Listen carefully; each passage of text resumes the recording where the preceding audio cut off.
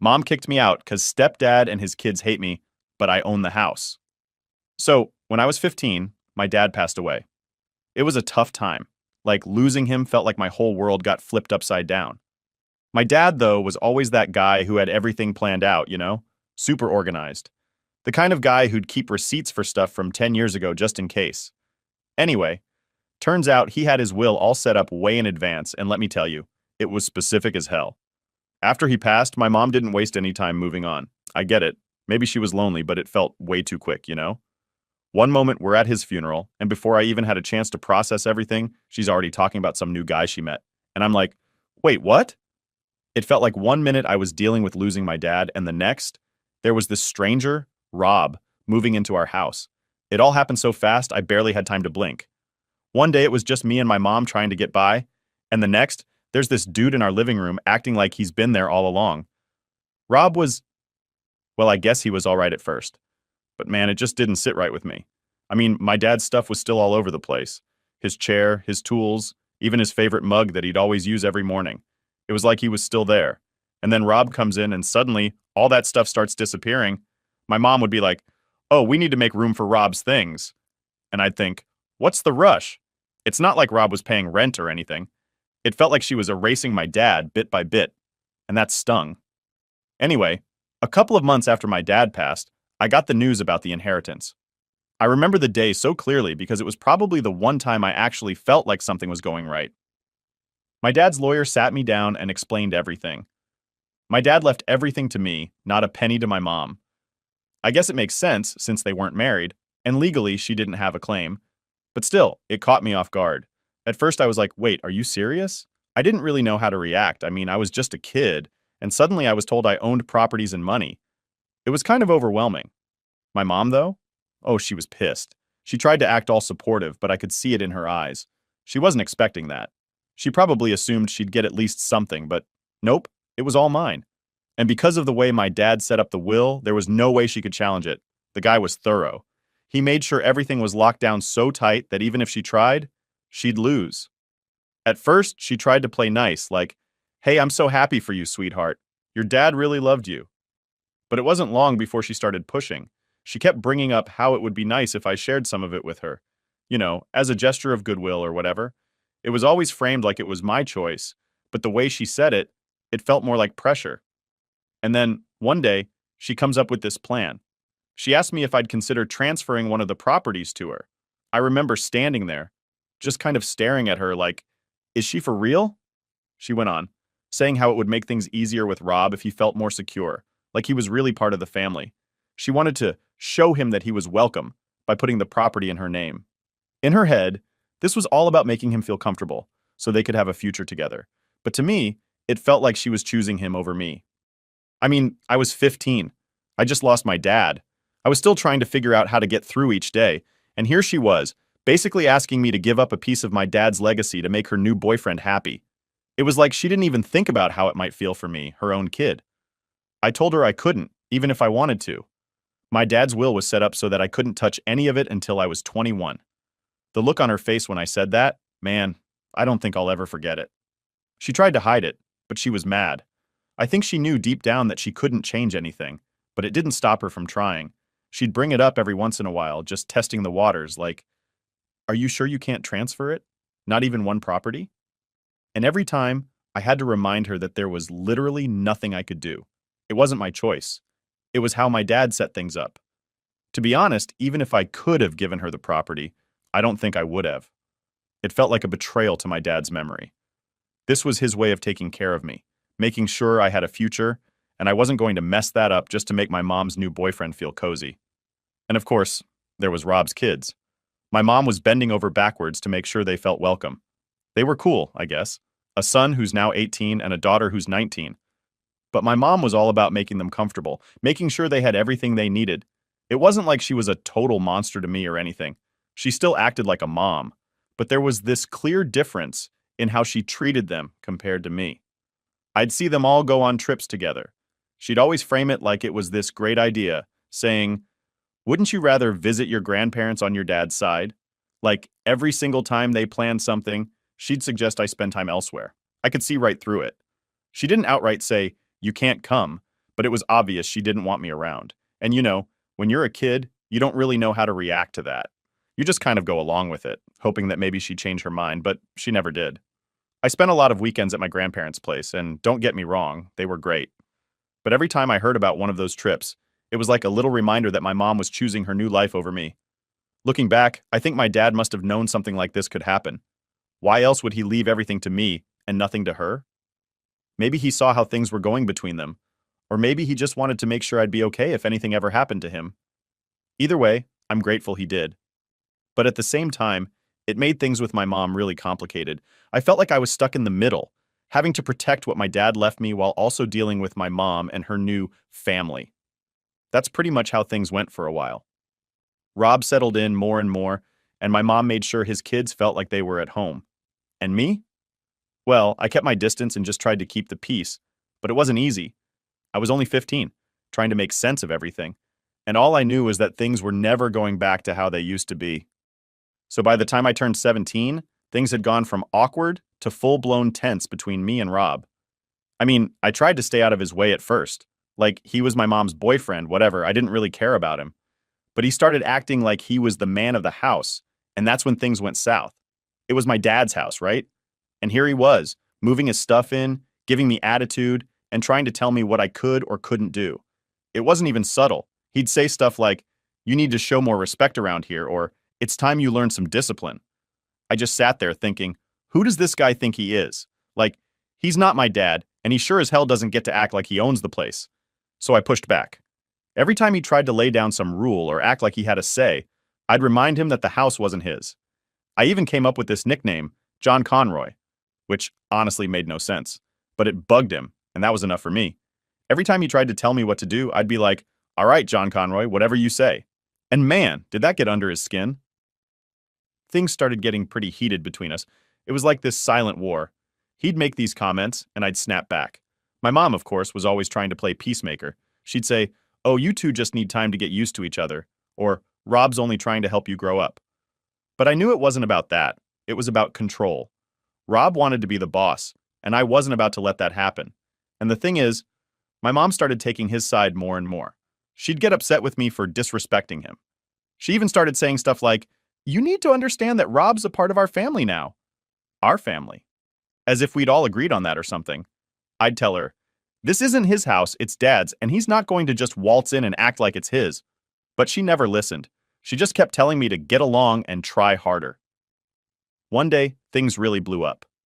Rob had been acting all tough, talking about how I needed to pull my weight around the house. And yeah, that pissed me off. I told him straight up, "You're not my dad, and this isn't your house." He started getting all red-faced, and my mom came rushing in, trying to calm things down. She was like, "Why do you always have to fight with him? Why can't you just respect him?" And I was like, "Why should I? He doesn't respect me, and he doesn't respect that this was Dad's house." That argument was kind of the last straw.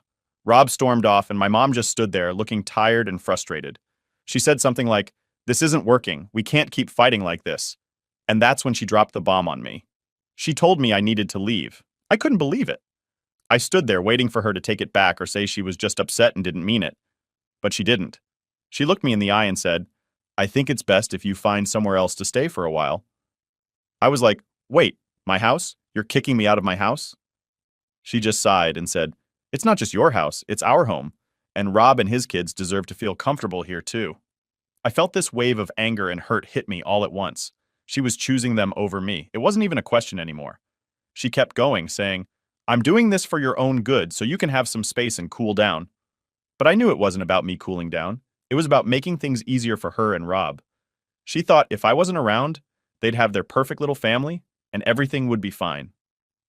I left the room, slamming the door behind me. I was so mad, I could barely think straight. I didn't even know what to do next. I mean, I was 17. I didn't have a job that paid enough to get my own place, and all my stuff was in my house. I went up to my room and started packing up my things, just throwing stuff into bags. I didn't know where I was going, but I knew I couldn't stay there anymore. Thankfully, my grandparents stepped in. They'd always been there for me, even when my mom wasn't. They offered me a place to stay, and I grabbed onto that offer like a lifeline. My grandpa picked me up that evening, and I remember just sitting in the car, staring out the window, feeling numb. It was like everything had crumbled in one day. My own mom was kicking me out of the house my dad had left me. When I moved into my grandparents' place, it felt safe. They were amazing, and they never made me feel like I was a burden. My grandpa especially tried to make me feel better. He said, "You're always welcome here, kiddo. Don't let anyone make you think otherwise." And honestly, I needed to hear that. After everything with my mom, it felt good to know someone had my back. But my mom? She'd still come over to visit sometimes, acting like everything was fine. She'd say things like, "I love you, you know that, right? And I'm just trying to make sure everything stays peaceful." It was like she was trying to make herself feel better about what she'd done. I remember one time she brought over a bunch of my old things, saying she thought I'd want them at my grandparents' place. And I just stared at her, thinking, you want to act like this is normal? But it's not. She'd talk about how she was just doing what was best for everyone, how Rob needed space to feel at home, and how I'd understand one day. I just nodded along, but inside, I felt like she was justifying her own choices. She'd say stuff like, "You'll always have a home with us when you're ready." And it took everything in me not to tell her that it wasn't my home anymore. It was Rob's. It was hard to see her and not feel angry. She was the one person who was supposed to be on my side, and she wasn't. She was choosing some guy she'd known for barely a couple of years over me, her own son. And she acted like it was all for my benefit, like kicking me out was somehow her way of helping me grow up. After a while, I just stopped engaging with her visits. I'd be polite, but I wouldn't let her excuses get to me anymore. I focused on my school, my friends, and my grandparents. They became my real family during that time. My grandma would always tell me, "You've got us, and you're going to be okay." And even though I still felt angry and hurt, having them around made things a little easier. I guess, deep down, I started to understand that my mom was never going to be the parent I needed her to be. She was too focused on building this new life with Rob and his kids.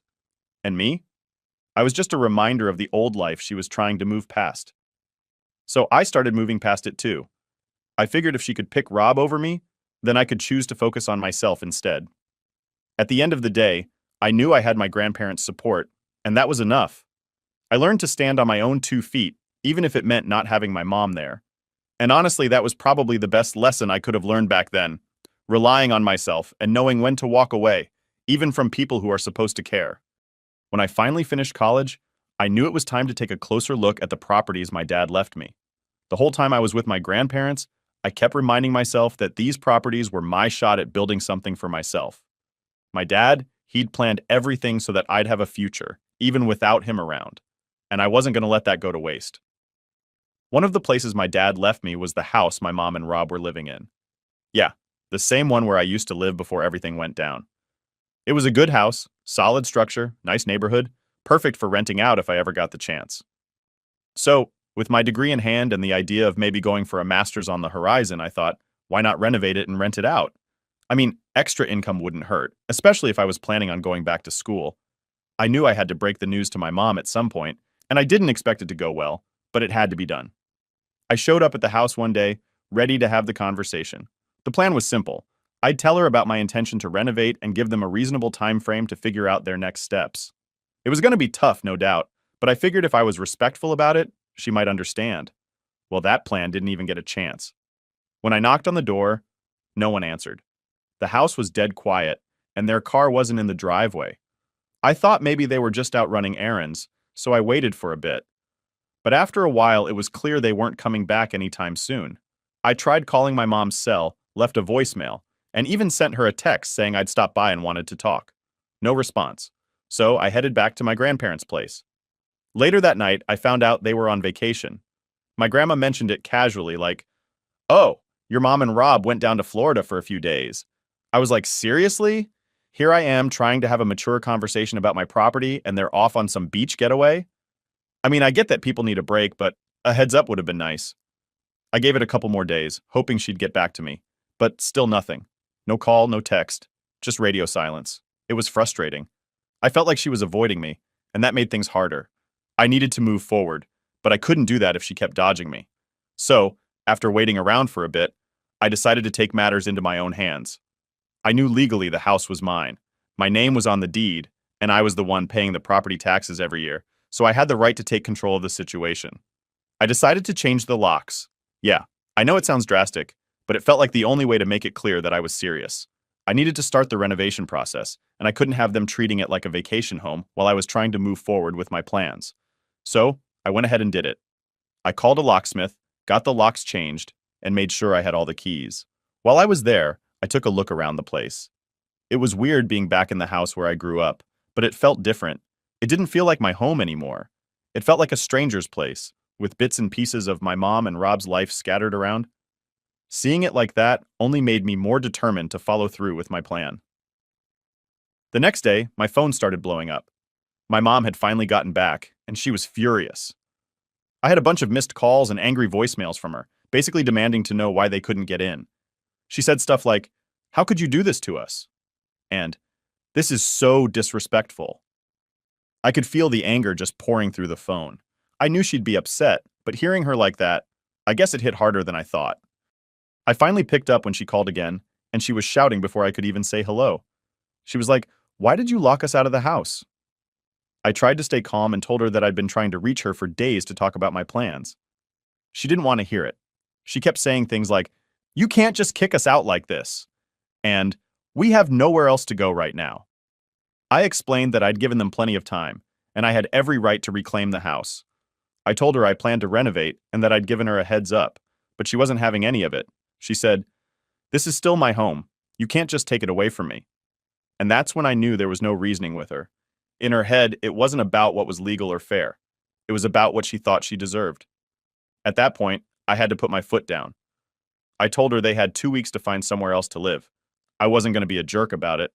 I wanted to give them a chance to move their stuff and figure things out. But 2 weeks was all I could offer. I told her that after that, the renovation work would begin, and they couldn't stay. The silence on the other end of the line was almost worse than the shouting. When she finally spoke, her voice was low and cold. She said, "I never thought you'd do this to your own mother."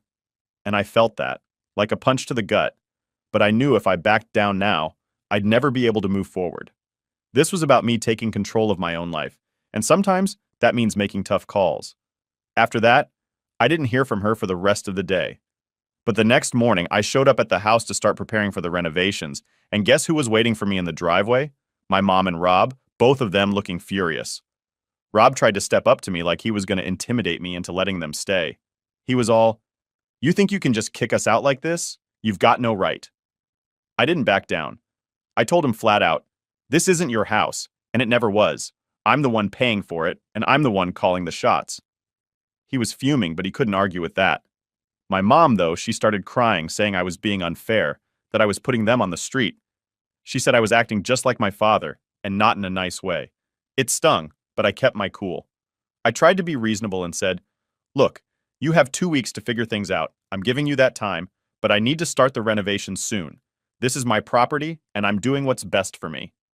She just shook her head, tears streaming down her face, saying she couldn't believe how cold I was being. Rob was standing there, trying to look tough, but I could tell he knew he had no power in this. It wasn't easy. Seeing my mom cry, seeing how angry she was, it sucked. I felt guilty, even though I knew I was doing what I had to do. But I also knew that if I let them stay, I'd never get them out. This was my chance to take back what was mine, and I wasn't going to let it slip through my fingers. By the time they left, it felt like a weight had been lifted off my shoulders, but at the same time, there was this knot in my chest. I knew I'd made the right call, but that didn't make it any less painful. I drove back to my grandparents' place, knowing I'd have to see this through, no matter how hard it got.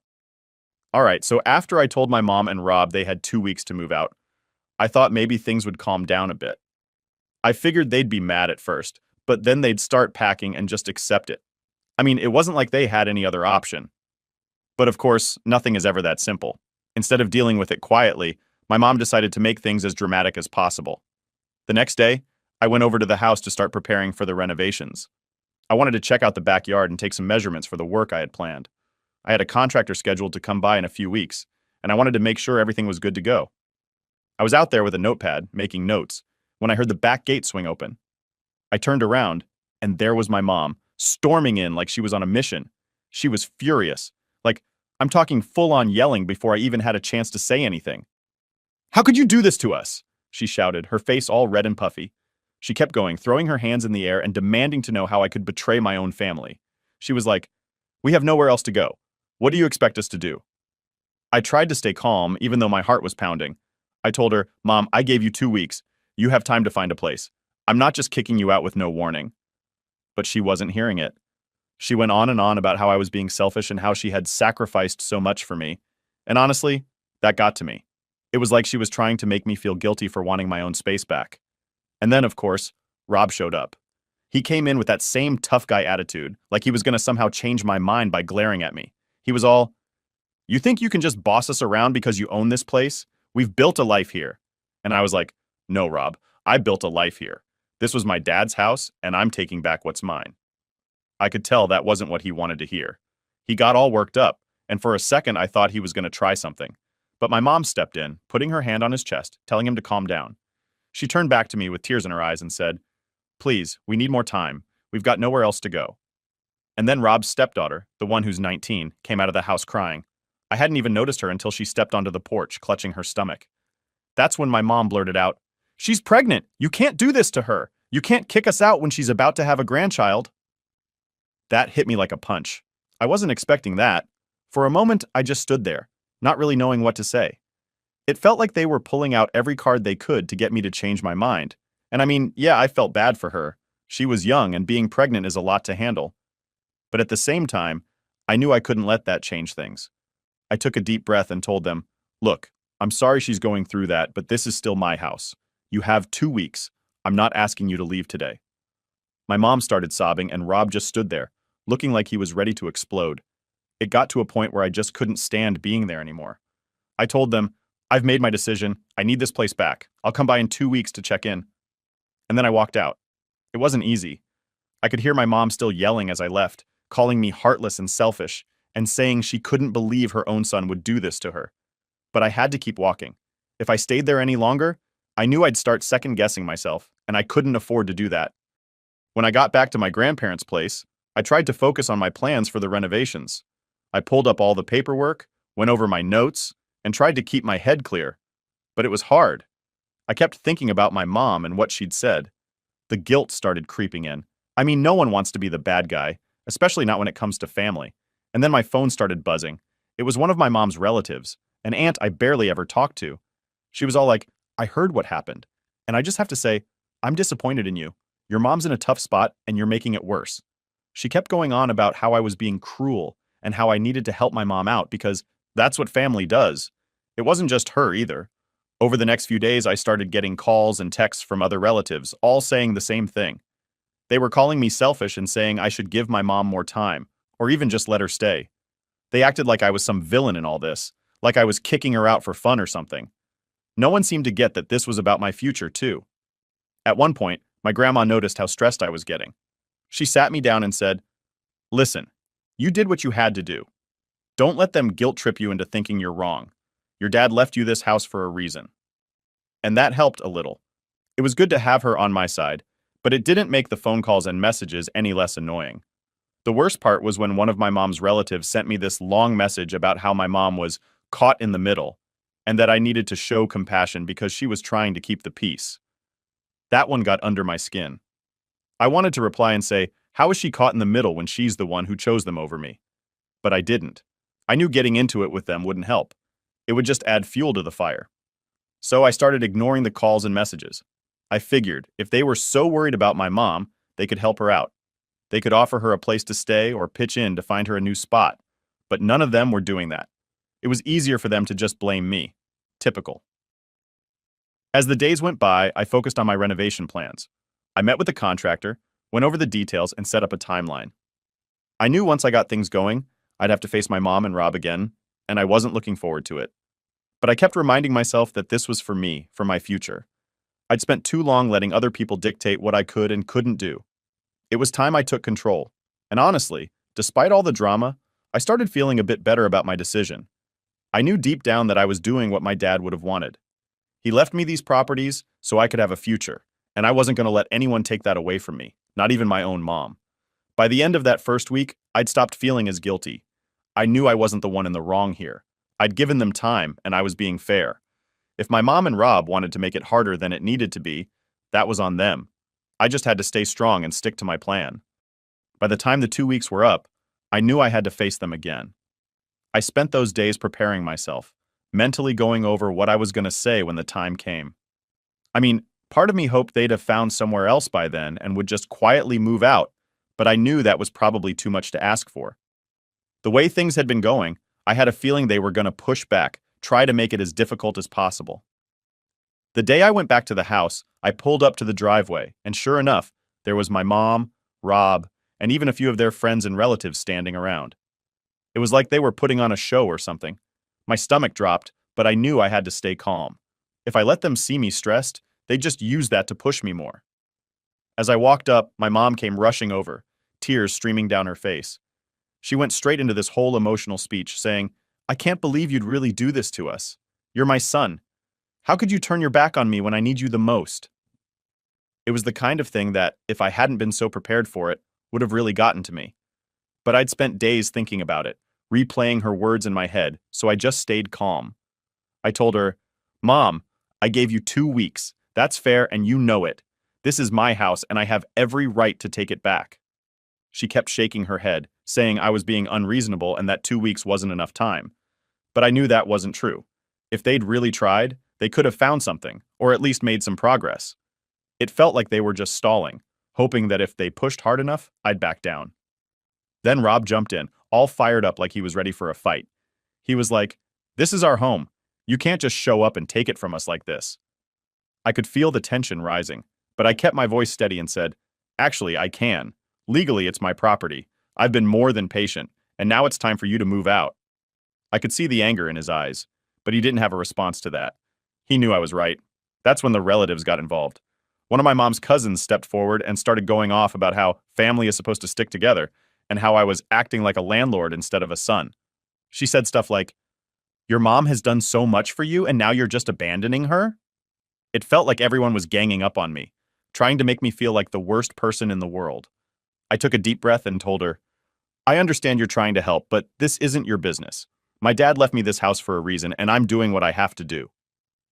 I could tell that didn't go over well because she just scoffed and turned away, muttering something about how I was heartless. At that point, I realized this wasn't going to be a quick conversation. They were all just waiting for me to crack, hoping I'd feel bad enough to change my mind. But I knew if I gave in now, they'd never leave. It would just be more excuses, more drama, and more pressure. I had to stand my ground no matter how bad it felt. My mom started crying even harder, saying things like, "I don't know where we'll go. We have no money saved up for this." I had to bite my tongue to stop myself from saying what I was really thinking, which was maybe you should have thought of that before letting this go on for so long. But I knew that wouldn't help. Instead, I just said, "I'm sorry, but I need this space back. You have to find another option." She switched tactics then, asking if she could have a little more time. "Just 1 more month," she said, her voice all shaky. "We'll definitely find something by then." I almost felt myself wavering for a second, but then I remembered how she'd used that same tone before. It was always about getting more time, more leeway, but nothing ever really changed. If I gave her another month, I'd be in the exact same spot when that time ran out. So I told her, "I've already given you the time I could. I can't wait any longer." Rob, of course, started ranting again about how I was kicking them out with nowhere to go, but I just kept repeating myself. "This is my house. I'm taking it back." Over and over like a broken record because I knew they were trying to wear me down. Then Rob's stepdaughter, the one who's pregnant, came out onto the porch, holding her stomach and looking like she was about to burst into tears. She said, "Please, we don't have anywhere to go. I'm about to have a baby. We need a roof over our heads." And man, that one was rough. It's hard not to feel something when you see a scared pregnant teenager begging you for help. But I reminded myself that it wasn't my responsibility. It sucked, but I had to focus on what was best for me. I said, "I'm really sorry, but I've given as much time as I can. I hope you find somewhere soon." And with that, I turned and walked away. My mom called after me, screaming about how she'd never forgive me for this, but I kept walking. I knew if I stopped, if I turned around and saw her face again, I'd start to doubt myself. When I got back to my car, I felt this mix of emotions. Part of me felt relieved, like I'd finally taken control and made the decision I needed to. But another part of me felt like absolute garbage. It's one thing to tell yourself you're doing the right thing, but it's a whole other thing to feel it when everyone around you is saying you're wrong. I sat in my car for a while, just trying to breathe and not let everything sink in too much. I knew they were angry, and I knew they were probably talking behind my back, but I had to keep telling myself that I was doing what I needed to for my future. My dad left me these properties for a reason, and I wasn't going to let guilt and pressure ruin that. When I finally drove off, I felt a bit lighter. It wasn't easy, and I knew there'd be more backlash to come, but I'd taken the first step. I'd stood my ground, and now it was up to them to figure things out.